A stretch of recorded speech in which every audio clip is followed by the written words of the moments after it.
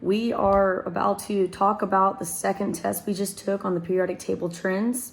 I forgot to bring home a periodic table that I could write on, so I had to improvise. My students know I do this all the time on the smartboard anyway, so not much new to see here.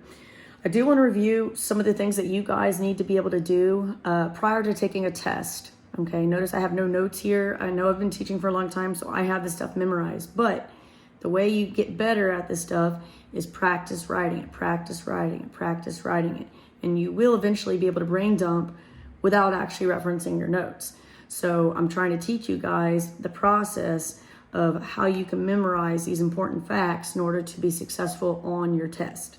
Okay, so when you get your periodic table, I went ahead and put what I think is the most important in terms of where we start. And then I'm gonna fill in all the things that I think I should fill in if I was a student in order to take the test. Again, a brain dump shouldn't take more than about 10, 15 minutes tops for these regular unit tests. But to be honest, you get 4 hours to take your test, your STAR test. In fact, this year, I think they're taking off the time limit altogether because of the new testing items.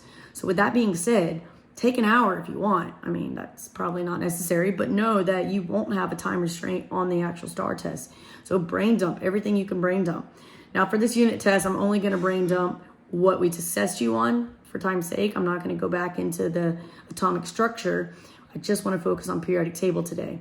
So one of the first things you need to recognize when we're talking about periodic table patterns and trends is the numbers we're looking at the top of each of these vertical columns. Again, this is vertical when it goes up and down. Those are called groups. So I'm gonna make myself a note so that way once I start the test and maybe that anxiety starts to kick in, I can reference this and be like, oh yeah, that's what a group is. Thank goodness I wrote this down. Okay, remember it has the word up in it, so up and down. The group tells us about the number of valence electrons an atom has. Valence electrons are the number of electrons on the outermost ring of an atom, the atomic structure of an atom. For instance, if I draw a very simplistic model of hydrogen, I'm not going to write the protons and neutrons, but hydrogen has an atomic number 1. It's actually found right here. Okay, it's going to have 1 valence electron. I know it's 1 valence electron because it is in group 1. If I were to draw the atomic structure for all of these atoms in group 1, the valence shell, the outermost shell, would have exactly 1. Okay, we know that they're all going to react very similarly because of that valence electron. So again, not only does it give us the number of valence electrons, we also know that the elements are going to have similar chemical properties. We call those chemical properties reactivity. Okay, there are 18 groups on the periodic table. I circled the 1 in front of the A because that I think might be more helpful to those of you who can't seem to figure out the right-hand side of our periodic table, because the valence electrons are not going to match exactly what the group says. But if you look at the number that precedes or comes before the letter A, that number will tell you valence electron.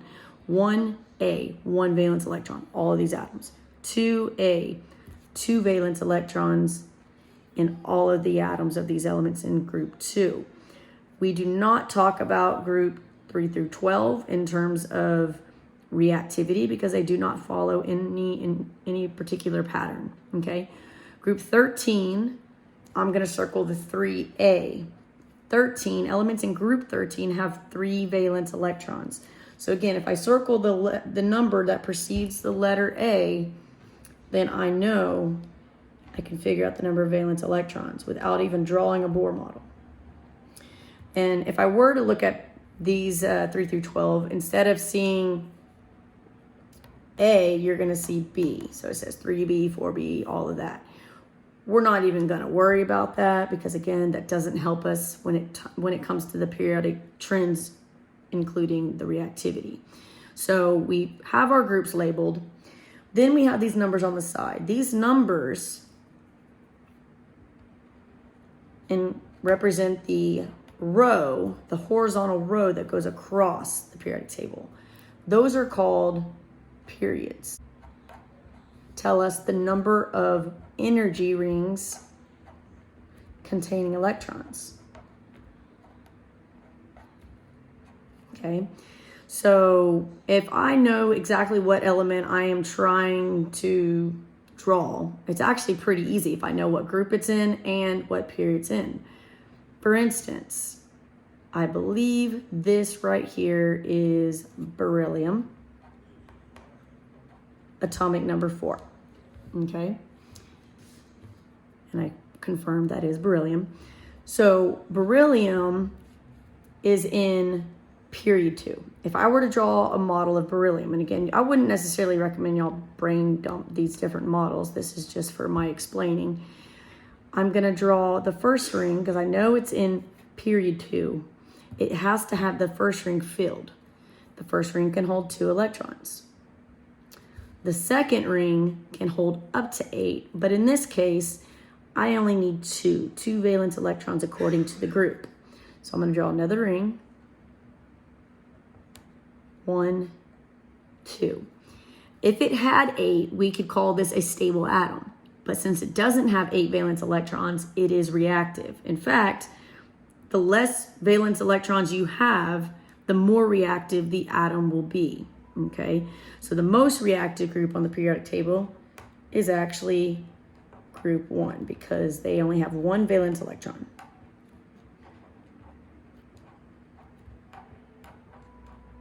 Again, all it has to do is get rid of that 1 valence electron by reacting with another atom, most likely in group 17, in order for it to become a stable compound.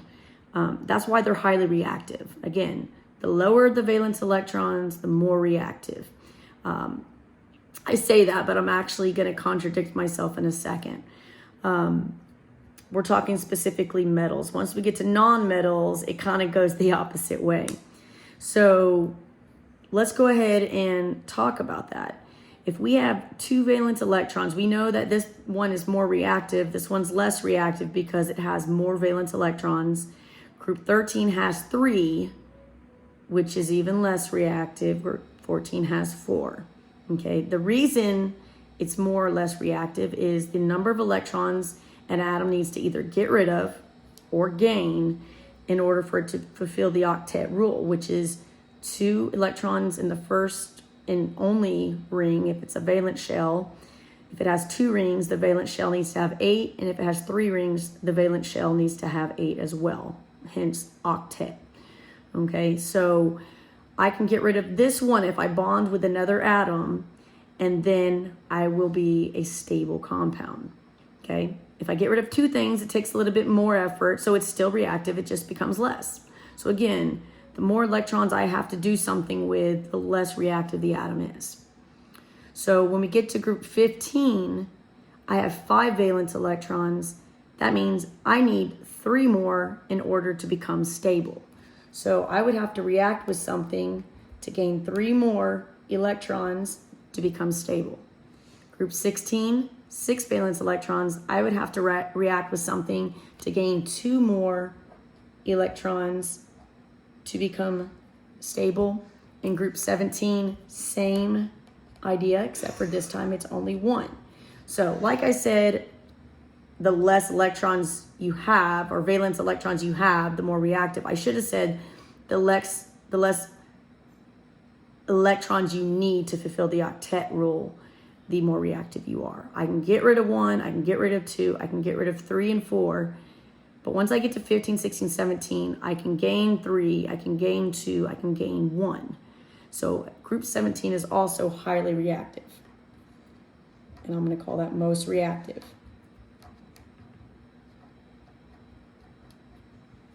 So the difference between groups 1 and 17 is that these are mostly all metals, excluding hydrogen. Because most of them are metals, we're just going to go ahead and kind of describe this group as most reactive metals. But please don't forget, hydrogen is also highly reactive. It's grouped with these elements because of its reactivity. It is a non-metal and it's a gas.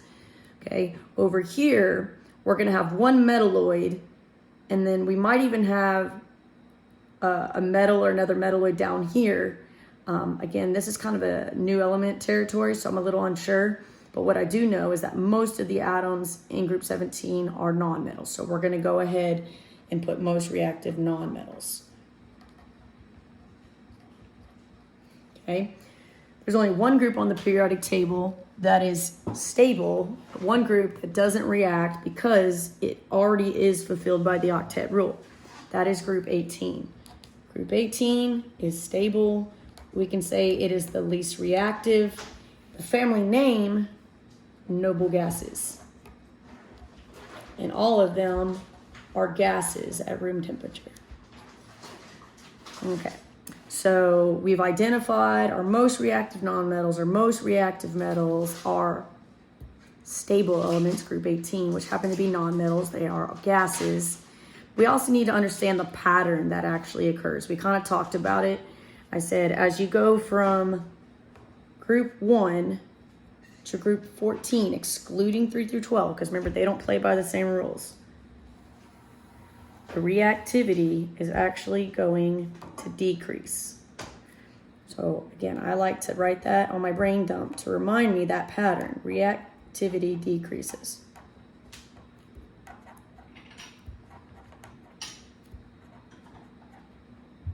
Okay, once you get to 14, when you're sharing 4, you're going to start accepting electrons. 15, you need 3.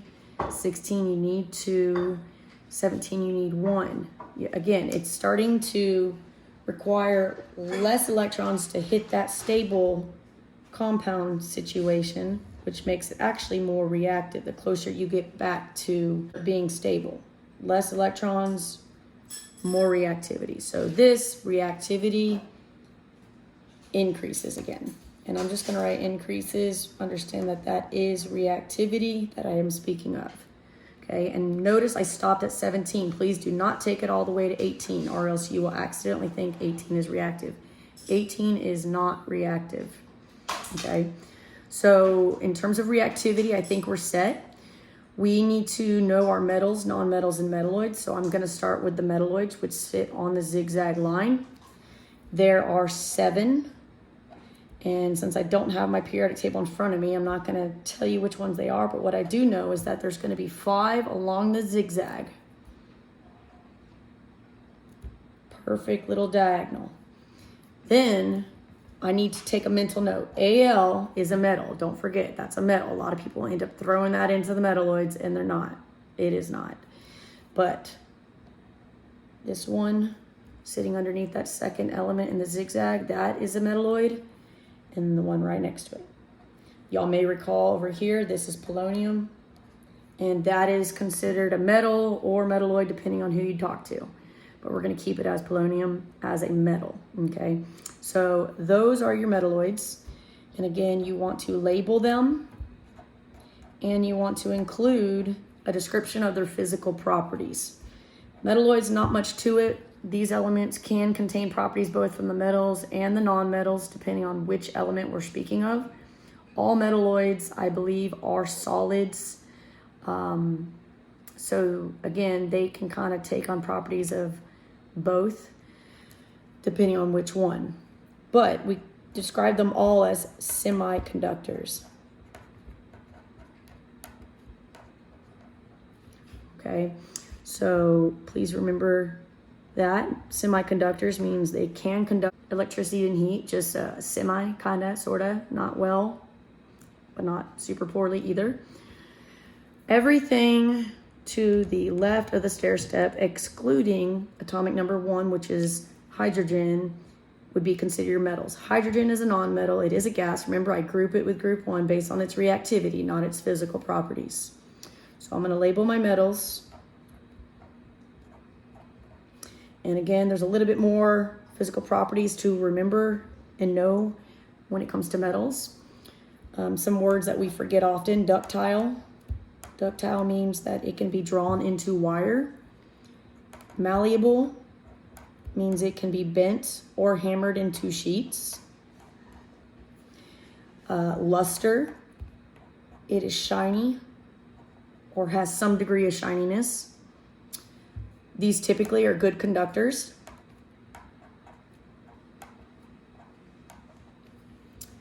And one more that I'm thinking is sonorous, which we don't really talk a whole lot about, but it's that classic sound that is associated with the clinking of metal. So those are the main physical properties of metals that I'm thinking off the top of my head. We have one more type of element that we need to label, and that would be our nonmetals. So everything to the right of the zigzag line would be your nonmetals.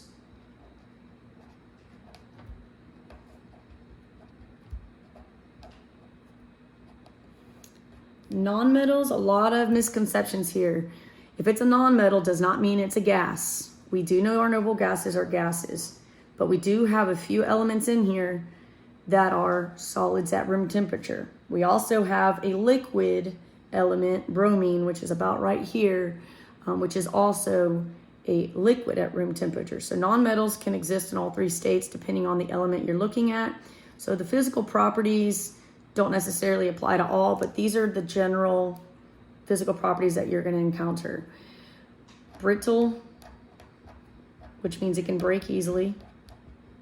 Dull means it's not shiny. An insulator, which means that instead of allowing energy to pass through easily, it actually traps and conceals that energy. Okay, so sometimes we describe these as poor conductors. So I have my physical properties of nonmetals, metalloids, metals. I've labeled my groups, my periods. We've identified what each tells us about the atomic structure and or reactivity.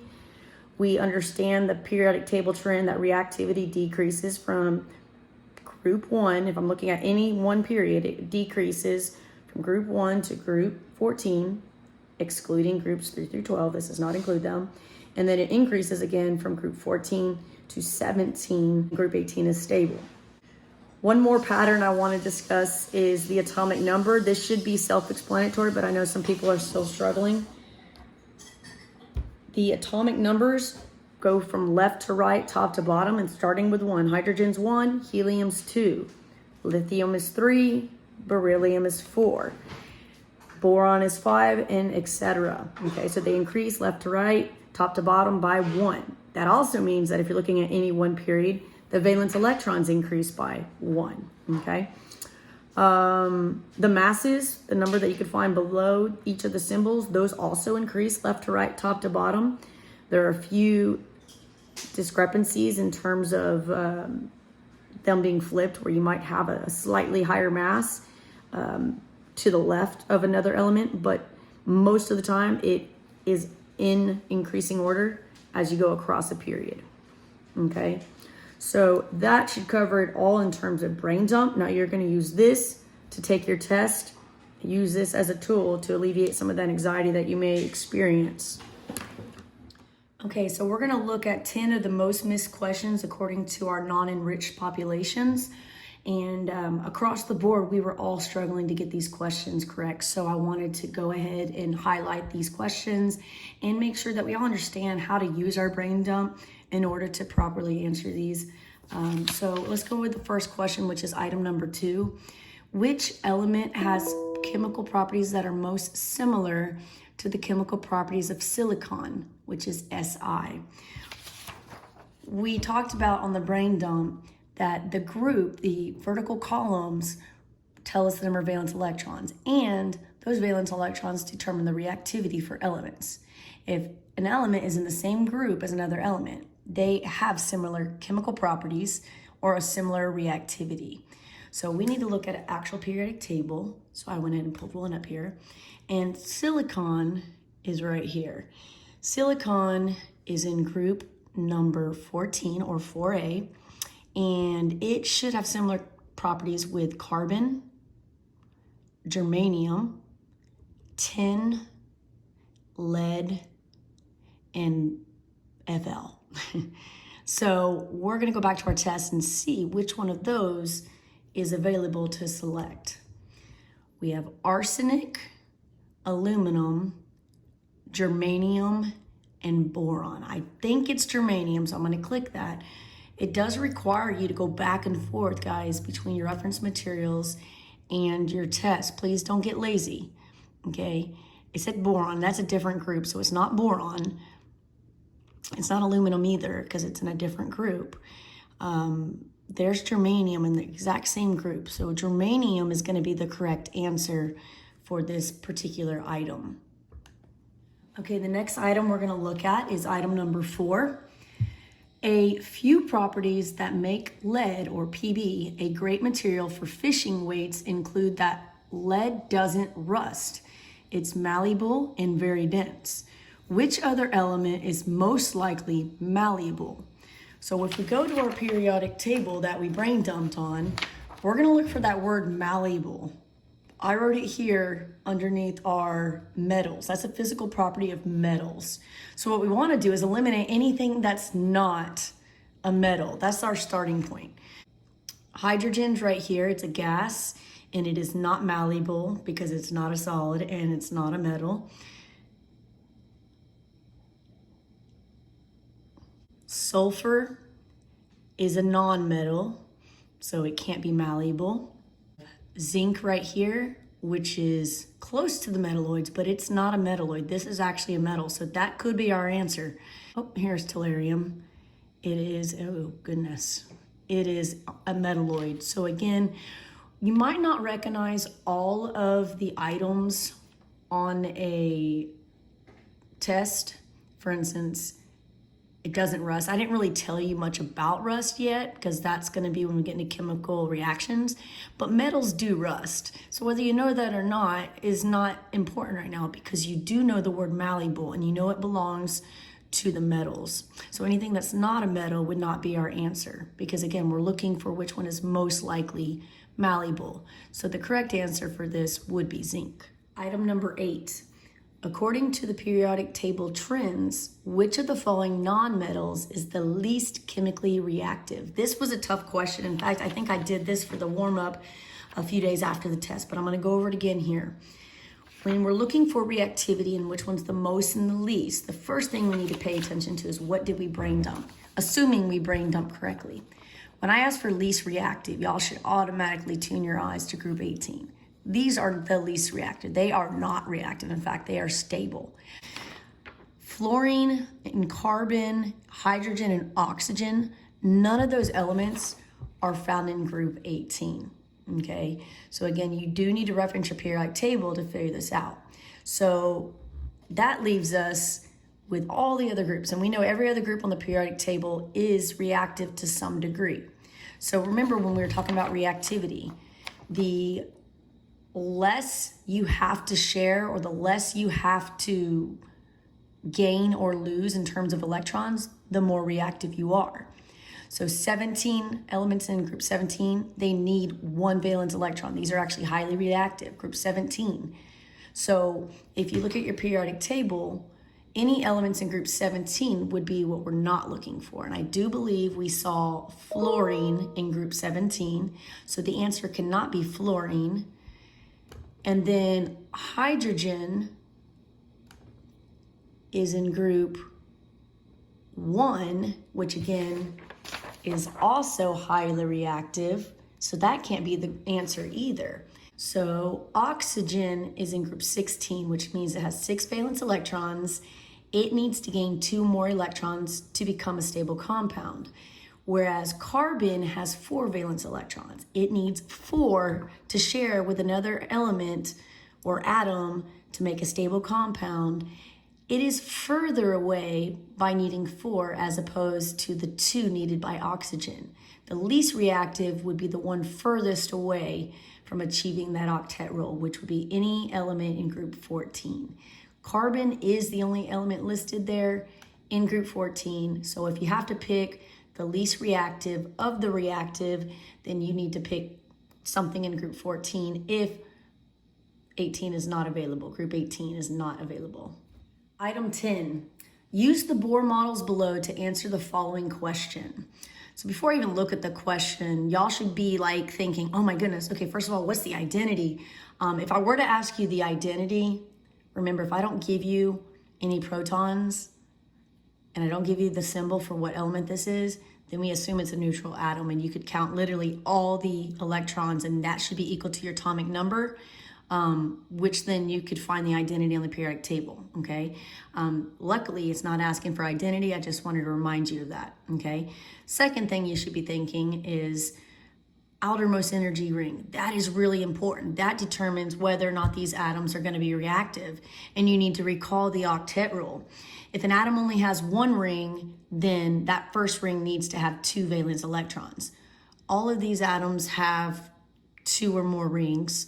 So if it has the second or third ring as a valence ring, then they would need to have 8 to be chemically stable. I don't know what the question is, but my wheels are already turning, trying to figure out what possibly could be the question about these images that deals with periodic table patterns and trends.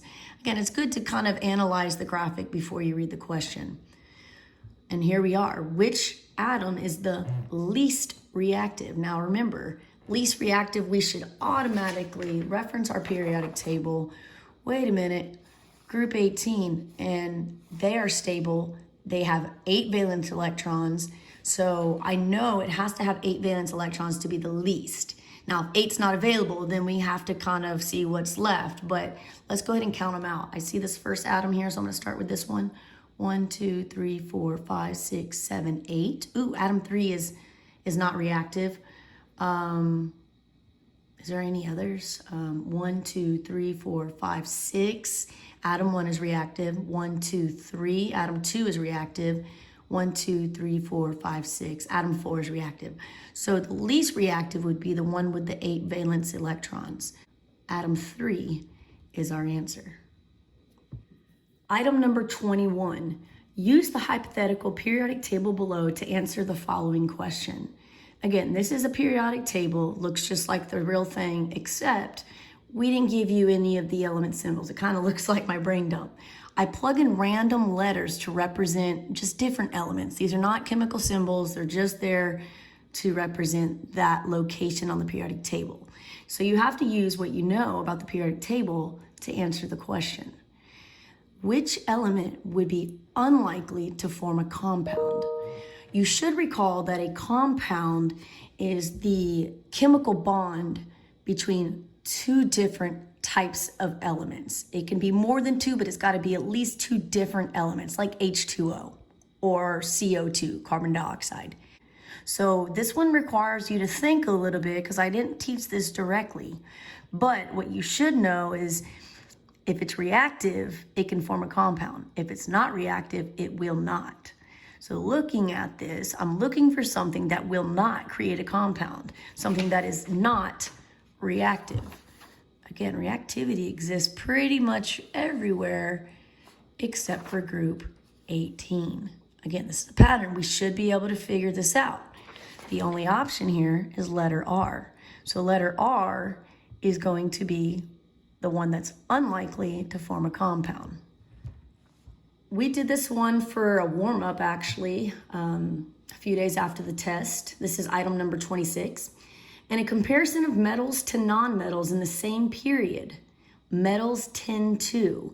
So it's really important that y'all use the periodic table here. We want to look, metals are on the left-hand side. Non-metals are to the right of the stair steps. And we want to read that question, metals tend to. Again, we're going to look at one period, but we're going to read the statement metals tend to, and then we're going to read each answer and see which one is a true statement. It's really simple when you realize how easy it is, but you have to remember to start with metals tend to.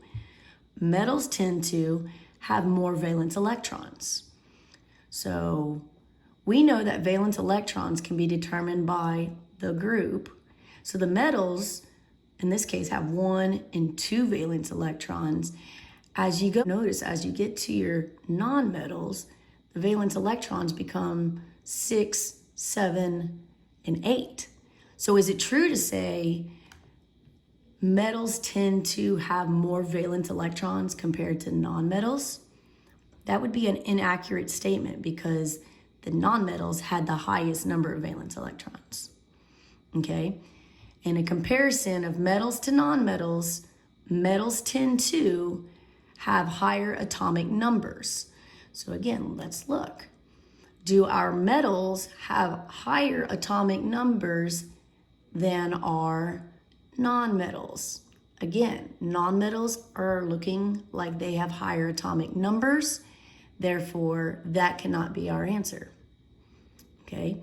In a comparison of metals to nonmetals in the same period, metals tend to have less energy rings.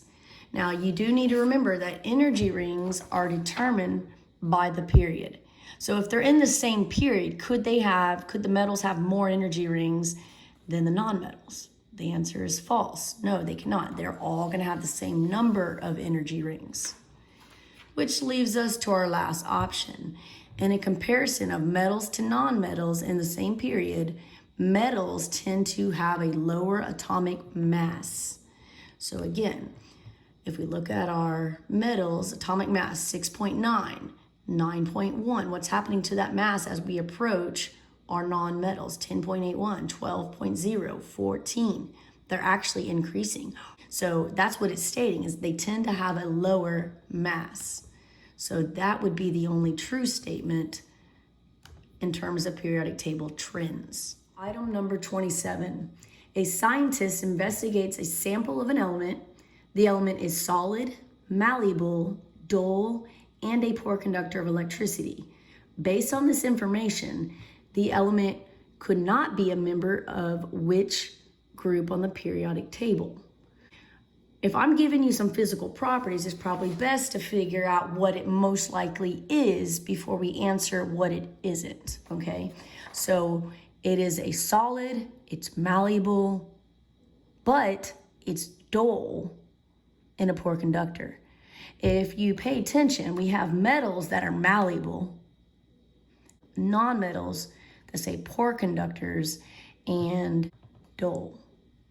So chances are it can't be a metal or a non-metal because of the properties of this particular element having both. So it's likely to be one of these metalloids, okay? So if it's one of these metalloids, what we should do is mark out any answers that would contain our metalloids, right? Element should be in 13 or 14. If it can't be in group 1, it can't be in group 18, then it should be in 13 or 14. Again, read the question. It says, we want to know which group it could not be a member of. So our answer is between 1 and 18, okay? We know that in group 1, we have a lot of metals here. And metals can be malleable for sure, right? And they might have different degrees of dullness, but they are good conductors. So group 1, I would say, because it is a solid, which this does describe, it is a solid, I feel like that's not as easy to ignore, right? It may be, I mean, it's not likely, but maybe. But for sure, if you look at group 18, are there any solids in group 18? Group 18 is the only one that doesn't fit the description of really anything. So it would have to be group 18. Again, if you're going to get this wrong, group 1 would have been the best wrong answer, but the correct answer was 18. It cannot be a member of 18. Okay, so that's it for all of the reteach. Again, we did the top 10 worst answered questions. Hopefully this was a good review and clarified any misconceptions that you had.